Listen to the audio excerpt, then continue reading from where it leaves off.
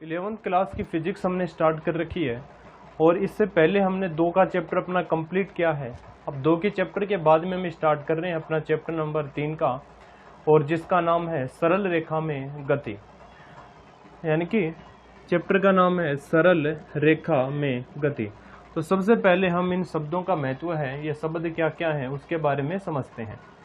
तो यहाँ पर एक शब्द दिया हुआ है, यहाँ पर गति है। वो क्या होता है? गति क्या होती है कि जो संसार की जो प्रत्येक वस्तुएं हैं वो प्रत्यक्ष या अप्रत्यक्ष रूप से गतिशील होती हैं। जैसे कि हमारा चलना है, दौड़ना है, साइकिल चलाना, ये सारे के सारे गति के एग्जाम्पल ही हैं। या फिर अप्रत्यक्ष रूप से अगर हम बात करें तो जैसे कि अगर हम ये माने कि हमारे सामने कोई पेड़ है, वो भी क्या है, एक गतिशील ही हम उसको मानेंगे, क्योंकि जो पृथ्वी है वो पृथ्वी अपने एक्स के सापेक्ष से घूर्णन करती है। तो घूर्णन के कारण, पृथ्वी के घूर्णन के कारण जो प्रत्येक वस्तुएं हैं उसको हम क्या मान सकते हैं? गतिशील मान सकते हैं। तो प्रत्यक्ष या फिर अप्रत्यक्ष रूप से संसार की सभी वस्तुएं हैं वो गतिशील ही होती हैं। जैसे कि अगर हम बात करें, रेलगाड़ी है वो भी गतिशील है, हवाई जहाज है की बात करें वो भी गतिशील ही है, पक्षी की अगर हम बात करें, जो पक्षी है वो भी क्या होते हैं? गतिशील ही होते हैं। लेकिन यहाँ पर हम जो अध्ययन करेंगे वो करेंगे सरल रेखा में गति का ही। सरल रेखा का मतलब क्या होता है? यानी कि ऐसी गति जो है कि सरल रेखा के अनुदिश ही होती है, उसको हम बोलते हैं सरल रेखीय गति। जैसे अगर एग्जाम्पल की बात करें, हम किसी बॉल को लेकर अगर उसको लुढ़का दें तो वो जो बॉल की गति होगी वो सरल रेखीय गति होगी। जबकि जो आकाश में जो उड़ता हुआ पक्षी होता है उसकी गति एक सरल रेखीय गति नहीं होती है, जबकि उसकी गति को हम कोई दूसरी गति नाम देते हैं जिसको हम त्रिविमीय गति बोलते हैं। लेकिन हम इसमें सिर्फ उसी गति का अध्ययन करेंगे जो एक सरल रेखा के अनुदिश हो रही है। तो सबसे पहले हम इन गति की परिभाषा है वो लिखते हैं, क्या होती है गति।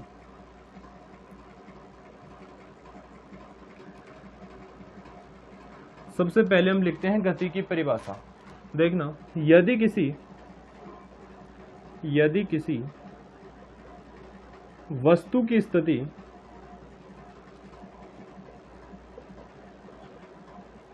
किसी वस्तु की स्थिति किसी संदर्भ बिंदु के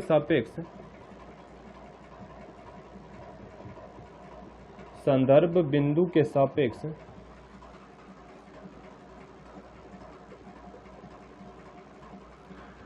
समय के साथ, यदि किसी वस्तु की स्थिति किसी संदर्भ बिंदु के सापेक्ष समय के साथ परिवर्तित हो तो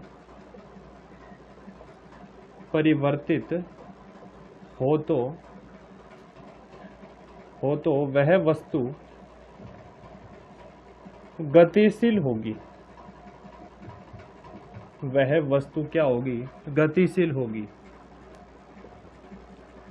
क्या लिखा है यहाँ पर कि यदि किसी वस्तु की स्थिति किसी संदर्भ बिंदु के सापेक्ष समय के साथ परिवर्तित हो तो वह वस्तु क्या होगी? गतिशील होगी। देखना, यहाँ पर एक नाम आया है संदर्भ बिंदु। तो संदर्भ बिंदु है वो क्या होता है? देखना कि हमारे पास में ये कोई व्यक्ति है जो पहले स्थान ए के ऊपर खड़ा है, और ये कोई अन्य व्यक्ति है जो स्थान बी के ऊपर खड़ा है, और कुछ समय पश्चात ये जो बी व्यक्ति है ये स्थान सी के ऊपर आ जाता है। तो यानी कि ये जो ए है, ए के सापेक्ष इन दोनों की स्थिति क्या दिखाई देती है? परिवर्तित दिखाई देती है, क्योंकि पहले ये ए देखता है कि वस्तु बी है वो यहाँ पर है, यानी कि ये व्यक्ति स्थान बी के ऊपर खड़ा हुआ है। बाद में ये व्यक्ति है, ये क्या देखता है कि जो बी वस्तु है अपनी, जो व्यक्ति है ये स्थान सी के ऊपर चला गया है, यानी कि इसके सापेक्ष इन दोनों की स्थिति समय के सापेक्ष परिवर्तित हो रही है। यानी कि इस बिंदु के सापेक्ष इन दोनों की स्थिति क्या हो रही है? परिवर्तित हो रही है। तो ऐसे बिंदु को हम क्या बोलते हैं? संदर्भ बिंदु। यानी कि इस बिंदु के सापेक्ष दोनों की स्थिति क्या है? परिवर्तित है। पहले यहाँ पर है, बाद में बी है वो बिंदु सी के ऊपर आ जाता है। तो ऐसे बिंदु को हम बोलते हैं संदर्भ बिंदु। तो यहाँ पर यही परिभाषा लिखी हुई है कि यदि किसी वस्तु की स्थिति किसी संदर्भ बिंदु के सापेक्ष समय के साथ परिवर्तित हो तो वह वस्तु क्या होती है, गतिशील होती है। अगर हम विराम अवस्था की बात करें, विराम अवस्था, तो विराम अवस्था की क्या परिभाषा हो जाएगी, यदि किसी वस्तु की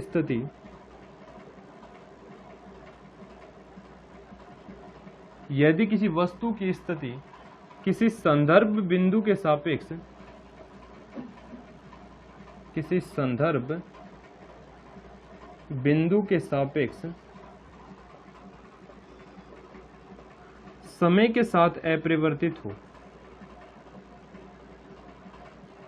समय के साथ अपरिवर्तित हो तो वह वस्तु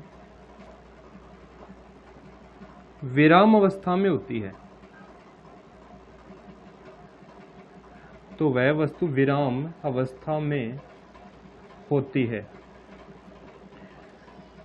ये एकदम से इसके विपरीत परिभाषा हो गई है।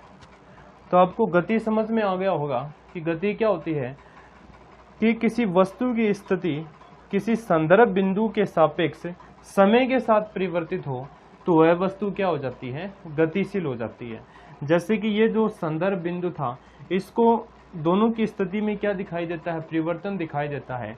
पहले ये वस्तु यहाँ पर थी, बाद में यहाँ पर आ गई है, तो जो स्थिति में परिवर्तन हो रहा है समय के साथ, उसको हम बोलते हैं गति।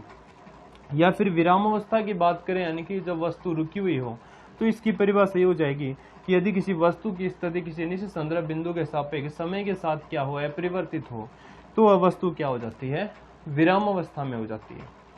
तो ये परिभाषा हो गई है गति की, जिसको हम इंग्लिश में क्या बोलते हैं, मोशन बोलते हैं। अब हम इसकी नेक्स्ट परिभाषा की तरफ बात करते हैं। तो अगर आप इसका स्क्रीनशॉट लेना चाहो तो ले सकते हो। अब नेक्स्ट परिभाषा आती है इस चैप्टर की, और नेक्स्ट परिभाषा देखना क्या आती है। नेक्स्ट परिभाषा की अगर हम बात करें तो वो है अपनी परिभाषा दूरी।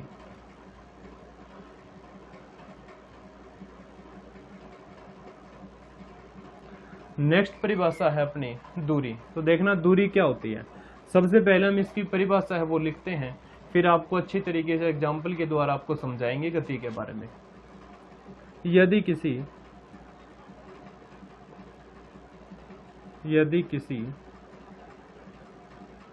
या फिर ये लिख सकते हो, किसी वस्तु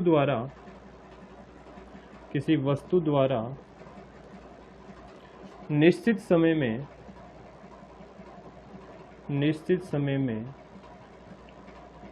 तय की गई, किसी वस्तु द्वारा निश्चित समय में तय की गई कुल पथ लंबाई को दूरी कहते हैं।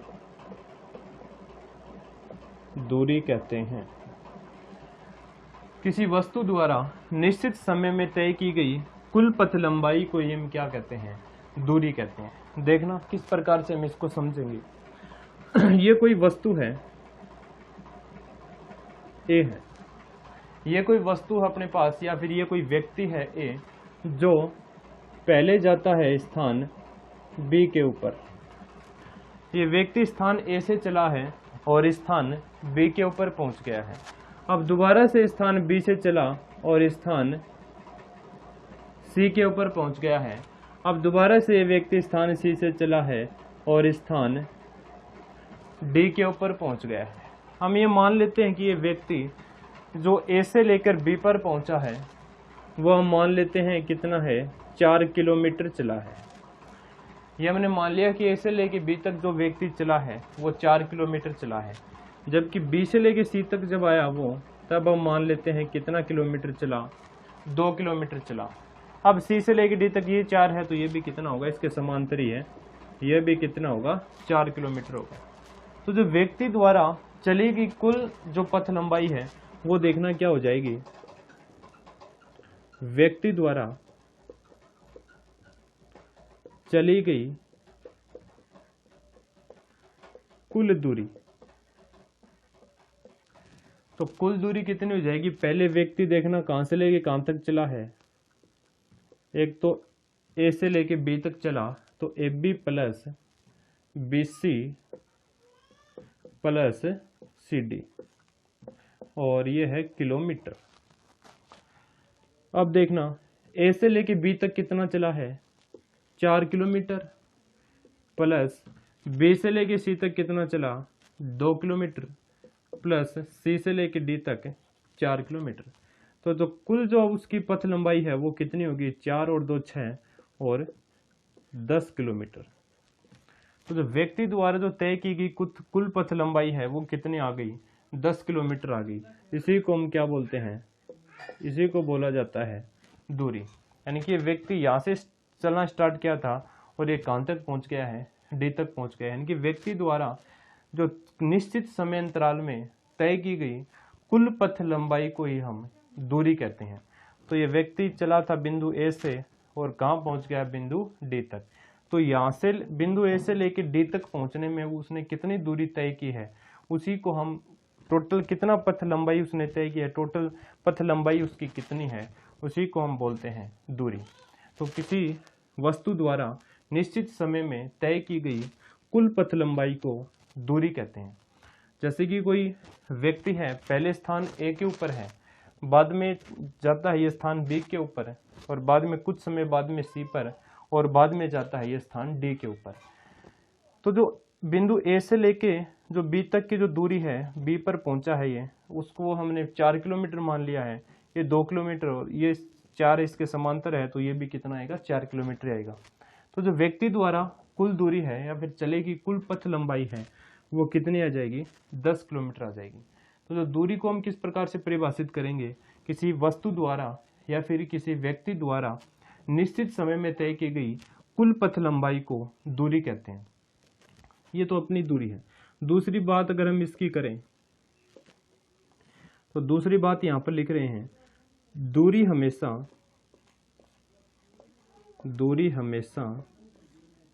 धनात्मक होती है, धनात्मक होती है। दूरी हमेशा क्या होगी, धनात्मक होगी। सीधी सी बात है, अगर हम यहाँ से लेकर कुछ 2 किलोमीटर की दूरी तय करेंगे या फिर आगे भी उससे हम तय करेंगे तो आगे जुड़ती जाएगी, आगे प्लस में होती जाएगी। तो वस्तु की जो चली गई दूरी हमेशा क्या होती है, धनात्मक में ही होती है। नेक्स्ट पॉइंट की अगर हम इसमें बात करें कि जो दूरी है, दूरी का MKS पद्धति में मात्रक मीटर होता है। दूरी का MKS पद्धति में मात्रक मीटर होता है, जबकि CGS पद्धति में मात्रक सेंटीमीटर होता है, सेंटीमीटर होता है।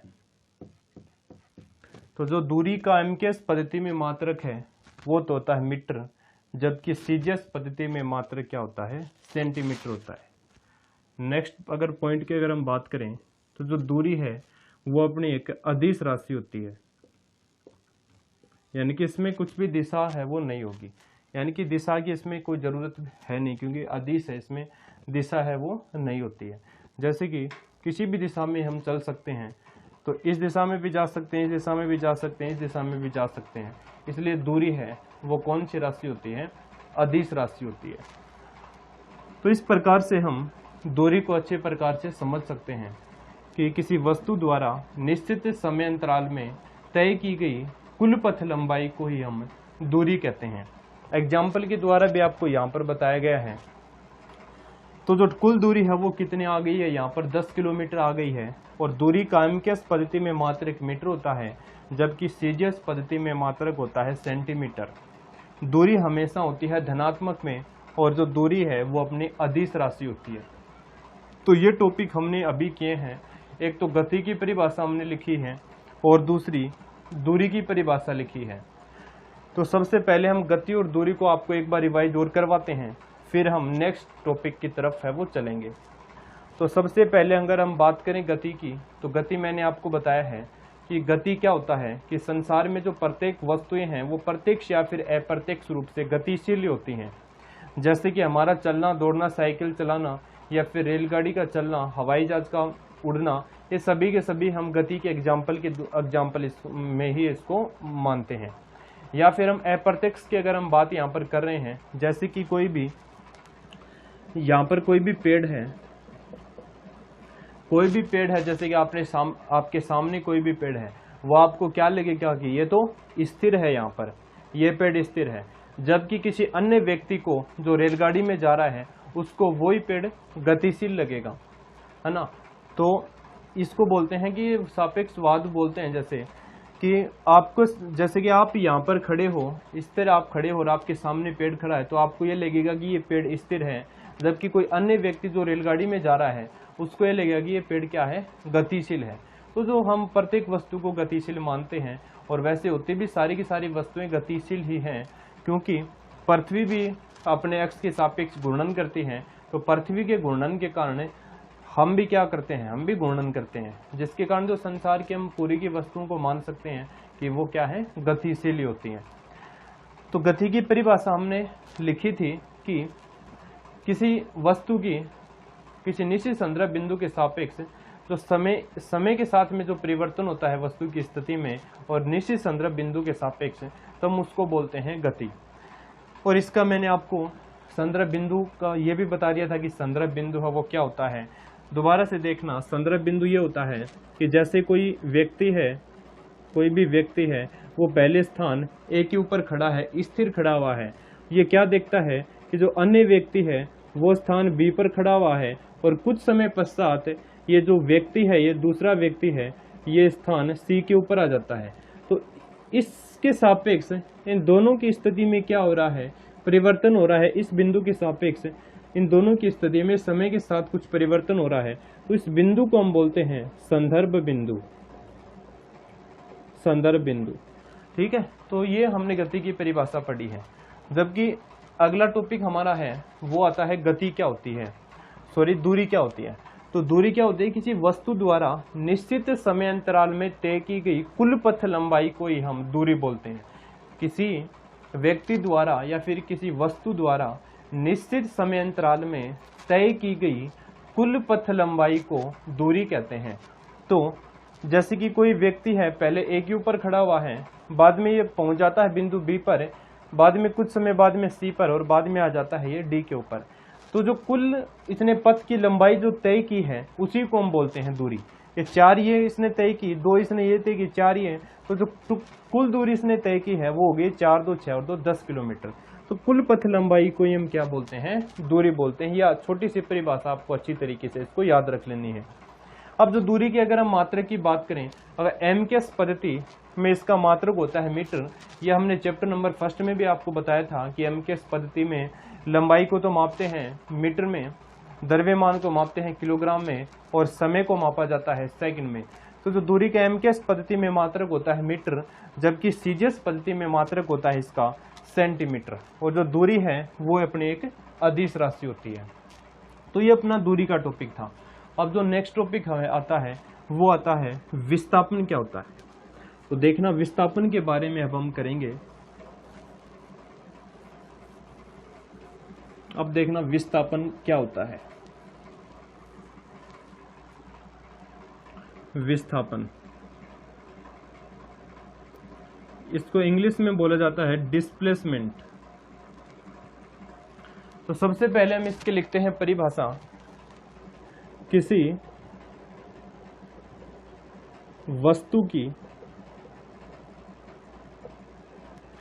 वस्तु की प्रारंभिक तथा अंतिम स्थिति के,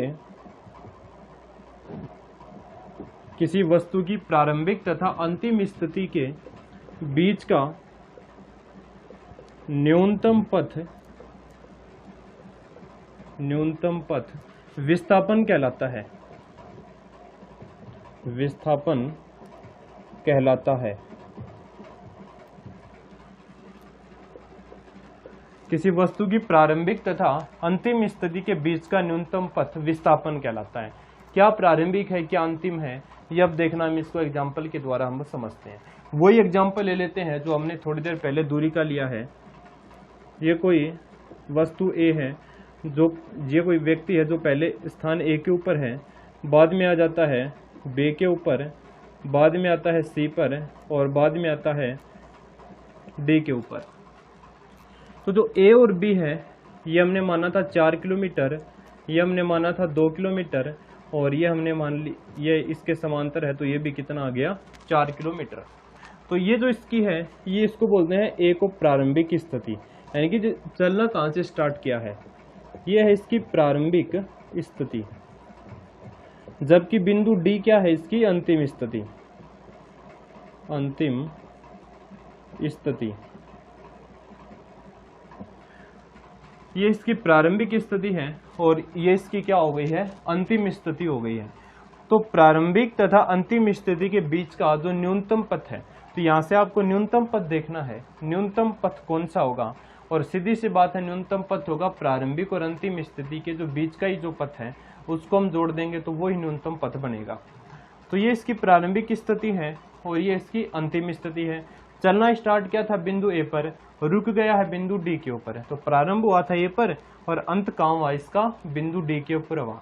तो प्रारंभिक और अंतिम स्थिति के बीच का ये जो न्यूनतम पथ है, ये जो न्यूनतम पथ है उसी को हम क्या बोलते हैं, विस्थापन बोलते हैं। और जो विस्थापन है इसका वो कितना किलोमीटर आएगा, ये 2 किलोमीटर है, तो ये भी कितना होगा, 2 किलोमीटर ही होगा। तो विस्थापन हम यहाँ पर कितना लिखेंगे, विस्थापन वो कितना आएगा यहाँ पर 2 किलोमीटर। या फिर हम एक अन्य एग्जाम्पल की अगर हम बात कर लें, देखना कोई व्यक्ति है जो बिंदु ए से उसने चलना स्टार्ट किया है और बिंदु बी के ऊपर पहुंच गया है, और ये यहाँ से लेके यहाँ तक दूरी तय करने, ये यहाँ से लेके यहाँ तक की जो दूरी है वो हम मान लेते हैं कि 10 किलोमीटर की है। ये दूरी हमने मान ली 10 किलोमीटर की। अब ये बिंदु बी से पुनः चलना स्टार्ट करता है और बिंदु सी के ऊपर पहुंच जाता है, और ये बिंदु सी के ऊपर पहुंचता है और इसने ये जो दूरी तय की ये हम मान लेते हैं 5 किलोमीटर की इसने दूरी तय की। ये यहाँ पर पहुंच गया, बिंदु सी पर चलना स्टार्ट किया था बिंदु ए के ऊपर। तो बिंदु ए तो है इसकी प्रारंभिक स्थिति, प्रारंभिक स्थिति, और जो बिंदु सी है वो क्या है, इसकी अंतिम स्थिति, अंतिम। बिंदु सी क्या है, इसकी अंतिम स्थिति। तो विस्थापन क्या होगा, विस्थापन होगा प्रारंभिक और अंतिम। यह था प्रारंभिक और यह था अंतिम, इसके बीच का ये न्यूनतम पथ है, इसी को हम क्या बोलेंगे, विस्थापन बोलेंगे, इसी को हम बोलेंगे विस्थापन। तो सीधी सी बात है, आपको अगर दूरी की और विस्थापन की आपको परिभाषा याद रखनी है तो आप इसको एग्जाम्पल के द्वारा अच्छी तरीके से याद रख सकते हो। दूरी क्या होती है कि किसी वस्तु द्वारा तय की गई कुल पथ लंबाई को हम दूरी बोलते हैं। तो यहाँ पर अगर दूरी का अगर आपको कोई पूछे इस क्वेश्चन में, तो दूरी हम यहाँ पर लिखेंगे 4 और 2 6, 6 और 4 10, दूरी यहाँ पर लिखेंगे 10 किलोमीटर की। विस्थापन की अगर कोई पूछे तो विस्थापन याद रखना, प्रारंभिक और अंतिम स्थिति देख लेनी है आपको। तो प्रारंभिक स्थिति ये है, अंतिम स्थिति ये है, इसके बीच का न्यूनतम पथ ही क्या आएगा, विस्थापन आएगा। तो जैसे कि ये 2 किलोमीटर इसके समांतर ये है, तो ये भी कितना होगा, 2 किलोमीटर। तो इसका विस्थापन है वो आ गया अपने पास 2 किलोमीटर। अब जो विस्थापन है ये एक कौन सी राशि होती है, सदिश राशि होती है, क्योंकि इसके लिए कोई दिशा की जरूरत है नहीं। यहाँ से स्टार्ट किया यहाँ पर ही जाएगा, ये है, ये थोड़ी है कि इसको हम विस्थापन बोल देंगे। यानी कि यहाँ से स्टार्ट किया है यहाँ तक ही जा रहा है, यानी कि इसकी जो दिशा है वो होती है। इसलिए ये जो राशि होती है विस्थापन, ये अपनी कौन सी राशि होती है, सदिश राशि होती है। ये तो इसकी परिभाषा हो गई है 1 नंबर में। 2 नंबर में अगर बात करें इसकी राशि की, तो राशि होती है अपनी सदिश राशि, क्योंकि इसमें दिशा भी होती है। क्योंकि निश्चित दिशा में चलेगा। ये प्रारंभिक और अंतिम हो गया तो इसकी दिशा निश्चित है, इसलिए ये राशि कौन सी है, सदिश राशि है। तीसरे नंबर की हम बात करें, विस्थापन है। विस्थापन वो क्या हो सकता है, शून्य भी हो सकता है, शून्य हो सकता है, जबकि दूरी है वो शून्य नहीं होगी। विस्थापन शून्य हो सकता है, शून्य देखना क्यों हो सकता है, पहले उसने स्टार्ट किया है बिंदु ए से चलना स्टार्ट किया, बिंदु बी पर पहुंचा, बिंदु बी से सी पर, सी से लेके डी पर पहुंच गया। अब डी से लेके दोबारा से वो यहीं पर ही पहुंचेगा। अगर डी से लेके यहीं पर ही आना चाहे तो देखना यहीं पर ही स्टार्ट किया था उसने और यहीं पर ही पहुंच गया है। तो विस्थापन क्या हो गया, प्रारंभिक, और प्रारंभिक स्थिति भी यही हो गई है उसकी और अंतिम स्थिति भी यही होगी है। यानी कि कहने का मतलब ये है कि कोई व्यक्ति बिंदु ए से चलना स्टार्ट किया, वो बिंदु बी पर पहुंच गया, अब बिंदु वो सी पर पहुंचा है, दोबारा से वो बिंदु कहां पर पहुंच जाता है, ए के ऊपर पहुंच जाता है। तो इसकी प्रारंभिक स्थिति भी यही है और अंतिम स्थिति भी यही है। तो प्रारंभिक अंतिम स्थिति के बीच का न्यूनतम पथ को विस्थापन बोलते हैं। तो इसमें पथ प्रारंभिक और अंतिम है नहीं, इसलिए विस्थापन है वो क्या हो सकता है, शून्य हो सकता है, जबकि जो दूरी है वो क्या हो, शून्य है वो नहीं होगी। और राशि है ये कौन सी होती है, ये राशि होती है सदिश। अगर हम बात करें इसके मात्रक की अगर हम बात करें तो जो मीटर के जो मात्रक होते हैं वही विस्थापन के मात्रक भी होते हैं। तो इसका MKS प्रति में मात्रक है वो क्या हो जाएगा, मीटर, और CGS प्रति में क्या हो जाएगा, सेंटीमीटर। इस प्रकार से हम इसको मात्रक पेश का लिख सकते हैं। तो ये अपना टॉपिक था विस्थापन का और दूरी का और गति का। ये अपना चैप्टर का सिर्फ इंट्रोडक्शन यहाँ पर हुआ है। आगे हम इस चैप्टर के बहुत अच्छे टॉपिक है वो करेंगे। आगे गति के समीकरण भी आएंगे, जो न्यूटन द्वारा 3 समीकरण दिए गए थे।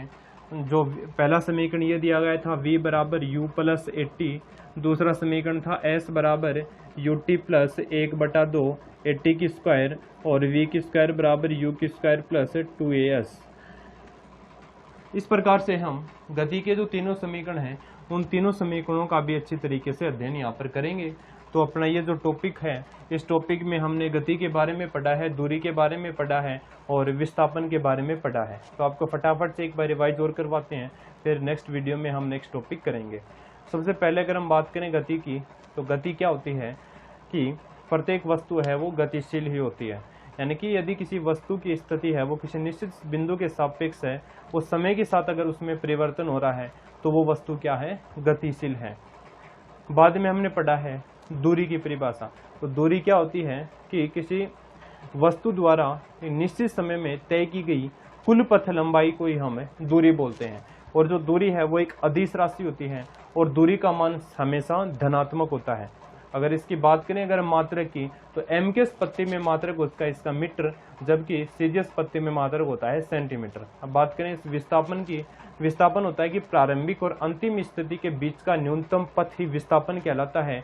और जो विस्थापन है वो एक सदिश राशि होती है, जबकि दूरी मैंने आपको बताया है अदिश राशि होती है। ये इसमें अंतर आएंगे, इस अंतर आप आराम से याद रख सकते हो दूरी और विस्थापन के अंदर, और एग्जाम्पल के द्वारा भी आपको दूरी और विस्थापन के बारे में अच्छी तरीके से बताया गया है। और जो विस्थापन है वो शून्य भी हो सकता है। तो ये आज का हमारा ये कंप्लीट टॉपिक हो गया है गति, दूरी और विस्थापन का। नेक्स्ट वीडियो में हम नेक्स्ट टॉपिक है वो करेंगे, तो आप इसको अच्छे तरीके से वो इसको देख लेना।